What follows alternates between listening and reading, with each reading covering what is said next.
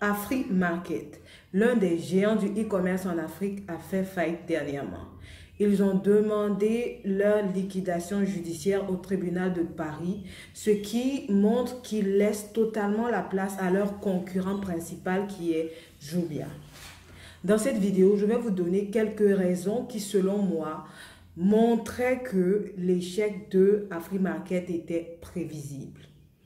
À tout à l'heure.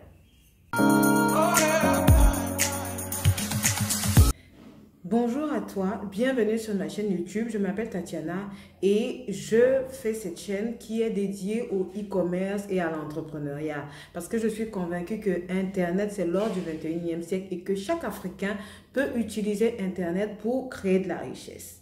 Alors, si tu veux faire partie de cette aventure, abonne-toi et clique dans la barre de description pour télécharger ton cadeau, un e-book que j'ai écrit pour donner 3 clés de réussite dans le e-commerce en Afrique.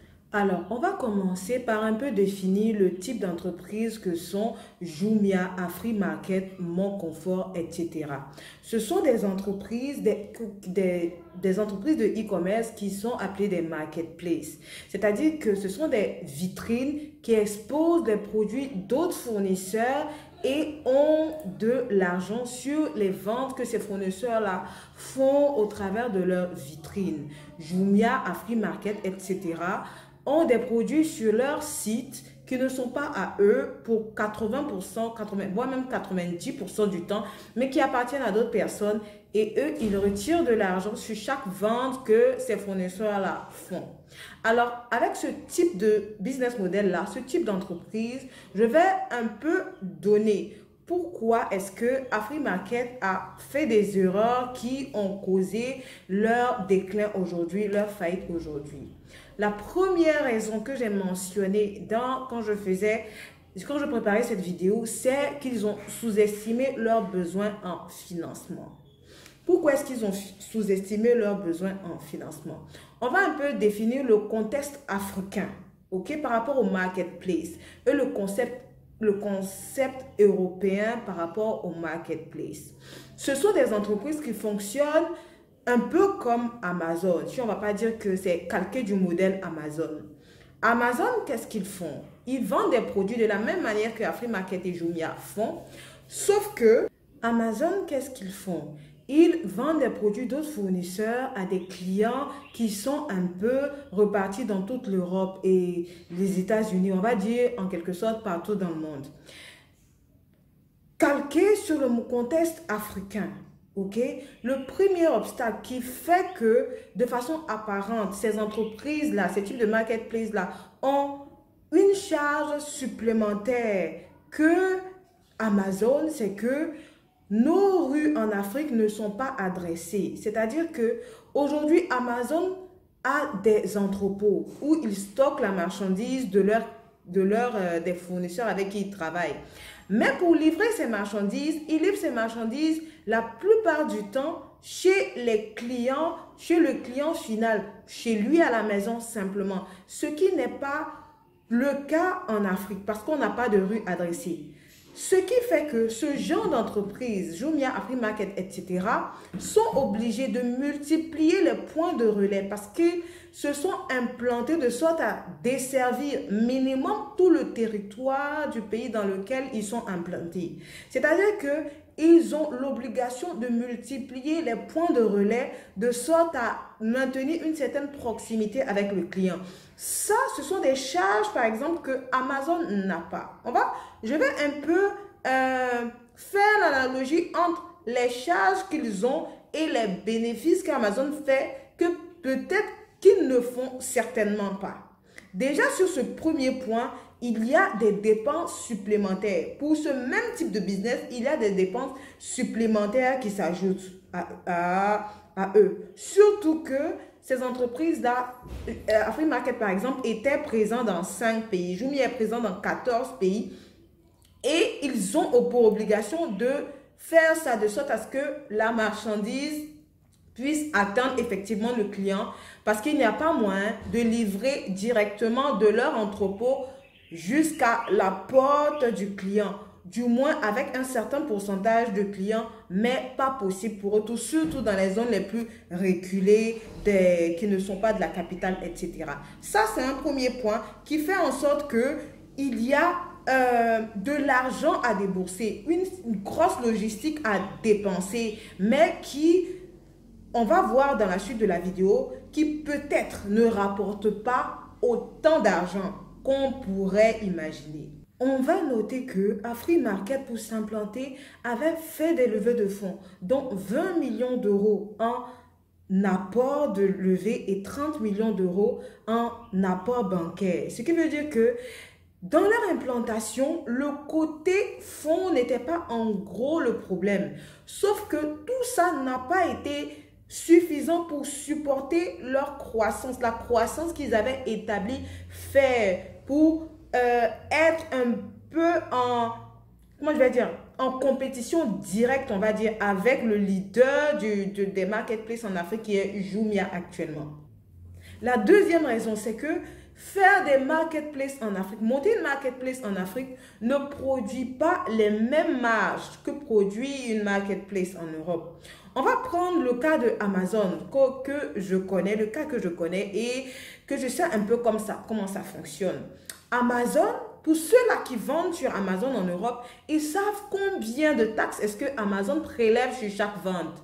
Ils savent que si tu vends un produit, tu achètes un produit en Chine à 4 euros, pour rentabiliser, pour que ce produit-là, tu puisses vivre avec, il faut que tu le vendes à au moins 25, voire même à au moins 25 euros. Pour, avec tout ce qu'Amazon va te prélever, tu puisses avoir toi-même ta marge, ton bénéfice que tu vas utiliser pour faire tes chiffres. Parce que Amazon, effectivement, ne badine pas avec les commissions. Que tu aies fait de vente ou que tu n'aies pas fait de vente, il y a une somme fixe que tu vas reverser à Amazon chaque fin de mois pour ta boutique et les publicités, etc. Pourtant, dans le contexte africain, moi j'ai vendu sur Jumia au début, dans mes débuts dans l'e-commerce. Vendre sur Jumia, tant que tu n'as pas fait de vente, Jumia ne te prélève pas d'argent. C'est-à-dire que tu peux être un fournisseur figurant et ne pas leur donner d'argent. Tandis que sur Amazon, tu ne peux pas être un fournisseur figurant. Dans le contexte africain, tu ne peux pas. Une entreprise ne peut pas dire à un vendeur dans sa boutique, mets ton produit sur ma marketplace, tu me payes 2000 francs. Je vais même dire 2000 francs par mois et tu auras beaucoup de clients. Non, ça va. Il ne va pas accepter. Tu es obligé de lui dire que tu déposes ton produit gratuitement sur ma plateforme et quand tu as des ventes, je prends un certain pourcentage. Ok, à ce niveau-là, ça fait le fait qu'il n'ait pas de revenus fixes, ça fait un gros handicap par rapport à ceux, par exemple, Amazon qui reçoit de l'argent que tu aies vendu ou pas. Ça, c'est d'abord un point. C'est d'abord un point qui fait en sorte que faire une marketplace en Afrique nécessite effectivement beaucoup de fonds. Il nécessite beaucoup d'argent. Surtout avec le fait qu'il s'assure il donne l'assurance de desservir sur toute l'étendue du territoire. Sur toute l'étendue du territoire. Pour le contexte ivoirien que je maîtrise parce que je vis en Côte d'Ivoire, c'est que tu prends l'engagement de desservir 322 462 km² d'espace avec ta logistique. Parce que pour avoir cette puissance de service-là, il faut effectivement que toi, tu aies ta logistique. Parce qu'en Afrique, pour ce que je sais de mon pays, il n'y a pas de service postal qui s'assure d'envoyer des colis partout de façon parfaite comme ça. Ça encore, c'est un autre type de charge. Le service de livraison qu'ils doivent mettre en place pour desservir tout ça. Vous voyez un peu combien d'argent est-ce que cela implique? Combien d'argent et d'investissement est-ce que cela implique? Qui fait que les 50 millions d'euros n'ont pas suffi à supporter leur croissance. Ça, c'est l'une des raisons pour lesquelles ils ont ils ont dû baisser le rideau. Parce que les marges en Afrique, dans le e-commerce, pour ce type de business model-là, les marges sont effectivement pas énormes. Si on va dire sont faibles. Contrairement en Europe, où ceux qui vendent sur Amazon peuvent se permettre d'acheter un produit en Chine et le revendre à 4 fois le prix sur Amazon et les gens achètent. Ok? Et les gens achètent. Parce que le pouvoir d'achat là-bas est élevé. Contrairement à l'Afrique, où si pour que des prix soient compétitifs, ce qui va attirer les gens la plupart du temps sur ce type de marketplace-là, c'est les offres compétitives et les prix qui sont attractifs. Ne peuvent pas vendre, les fournisseurs ne peuvent pas se permettre de vendre des produits à un certain prix pour que la marketplace prenne une certaine marge et que le client achète toujours. Ça ne marchera pas comme ça. L'Afrique n'est pas encore assez préparée pour ce type de business-là et acheter à un certain prix des produits plus chers qu'acheter en boutique sur une plateforme comme ça. Ça fait un deuxième handicap qui est la faiblesse des marges. Okay? Les marges ne sont pas suffisantes. Et le fait que les marges ne sont pas suffisantes ne montre pas que ça ne marche pas, mais montre que pour rentabiliser, tu as besoin de énormément de clients. Ok, énormément de clients. Ils avaient besoin d'énormément de clients pour effectivement supporter l'argent qu'ils ont investi et avancer. Mais quand on parle de clients, on va voir à quel point là, à ce niveau-là, ils n'ont vraiment pas assuré. L'échec de Afrimarket, pourquoi est-ce que les gens sont étonnés que cette entreprise-là a dû baisser le rideau? C'est que en fait, ce n'est pas qu'ils n'avaient pas de clients, ok? Ils avaient un portefeuille de 500 000 clients. Ils avaient des clients, mais ce n'était pas assez. Ce n'était pas assez pour supporter, ok, l'entreprise. Ce n'était pas assez pour supporter l'entreprise. Et je vais même plus loin pour dire qu'ils ne faisaient pas trembler leur concurrent principal qui est Jumia. En fait, ils étaient sur le marché, mais ils ne les faisaient pas trembler. Jumia aujourd'hui a un portefeuille client de 4 millions de clients. De 4 millions de clients. Voyez l'écart. 4 millions de clients et 500 000. Combien est-ce qu'il y a grand écart? Du coup, on se dit, ouais, vous êtes présent, mais vous n'êtes pas assez présent dans la tête du consommateur. Vous n'avez pas su conquérir les marchés dans lesquels vous avez été implanté. Ils n'ont pas su le faire. Et ça, c'est l'une des raisons même qui a vraiment causé leur échec. La directrice a mentionné que des investisseurs leur avaient fait des promesses, mais qu'ils ont désisté au dernier moment.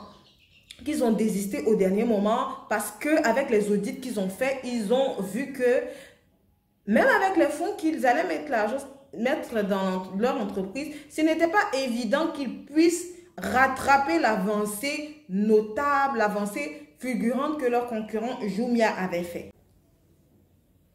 Et avec ça, l'autre raison que je vais mentionner, c'est qu'ils ont sous-estimé la force de frappe de leur concurrent qui est Jumia. Jumia aujourd'hui enregistre 81 000 vendeurs actifs et 4 millions de clients.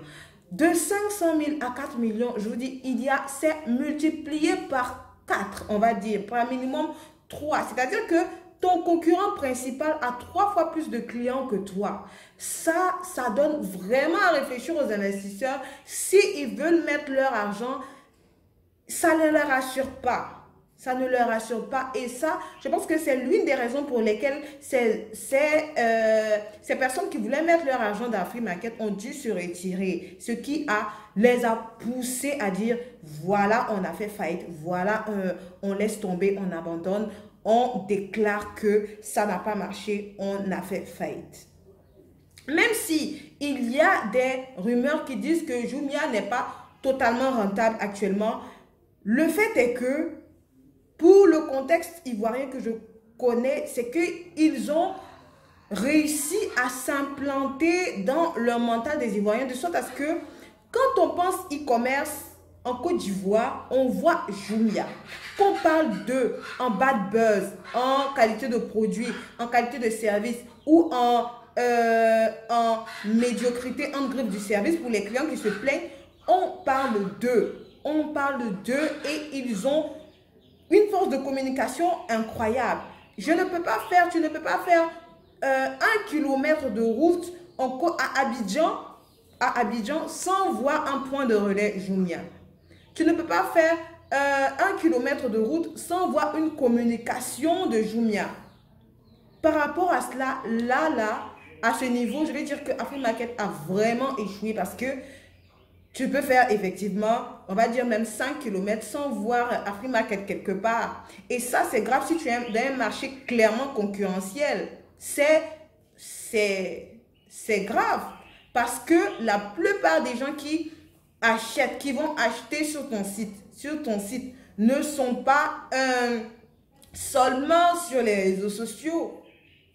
Du coup, leur erreur, je vais dire leur péché a été que la plupart des communications qu'ils faisaient étaient seulement sur les réseaux sociaux. Ben non, ça ne suffit pas. Ça ne suffit pas pour faire face à un concurrent d'une telle envergure que Jumia.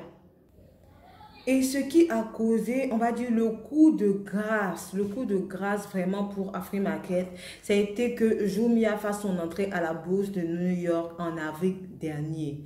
Il faut noter que Jumia a fait une levée de fonds de 200 millions d'euros pour leur entreprise. 200 millions d'euros la première journée de leur entrée en bourse. Ce qui veut dire que les gens ont vu que leur business, effectivement, valait de l'or et leurs actions ont monté en bourse.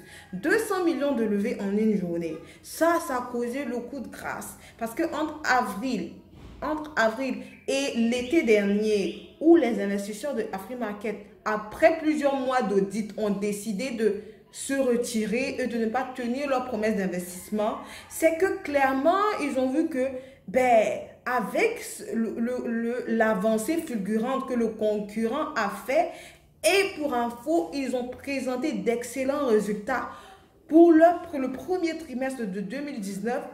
Ça fait en sorte que ils ont eu peur de donner leur argent, ils ont eu peur d'investir leur argent. Du coup, toute la stratégie de croissance qu'Afrimarket avait prévu faire, il n'y avait plus d'argent pour supporter cette croissance-là. Pendant que leur concurrent a pu injecter 200 millions d'euros dans leur business. J'ai mentionné ces grands chiffres-là avec ce type de business model qu'ils ont.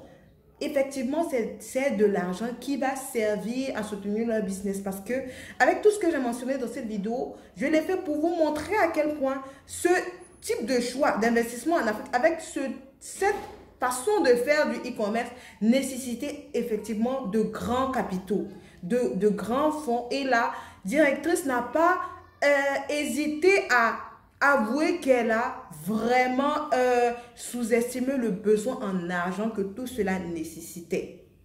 Voilà un peu pourquoi Afrimarket a dû baisser les rideaux, a dû a dû déclarer faillite. Voilà un peu toutes les raisons qui ont fait que nos confrères d'Afrimarket ont dû baisser les rideaux, laissant comme ça 250 employés sans emploi du jour au lendemain. C'est dommage, mais qu'est-ce qu'on y peut? Ça fait partie du business, ça fait partie de l'entrepreneuriat. Il y a des hauts et il y a des bas et il y a des choses aussi qui arrivent comme ça et on est désolé. Voilà ce que j'avais à partager avec vous. Je t'invite à t'abonner à la chaîne si tu n'es pas encore abonné et de me dire ce que tu en penses de tout ça en commentaire et de me donner d'autres raisons que toi tu aurais identifiées qui ont causé la chute, le déclin de Afrimarket. Allez, à très bientôt. Dans une autre vidéo, je vais un peu donner des exemples des manières de faire du e-commerce en Afrique de sorte à nécessiter moins de capitaux que cela, avec d'autres types de e-commerce qui marchent bien en Afrique avec qui nécessitent moins de capitaux. À très bientôt pour une nouvelle vidéo.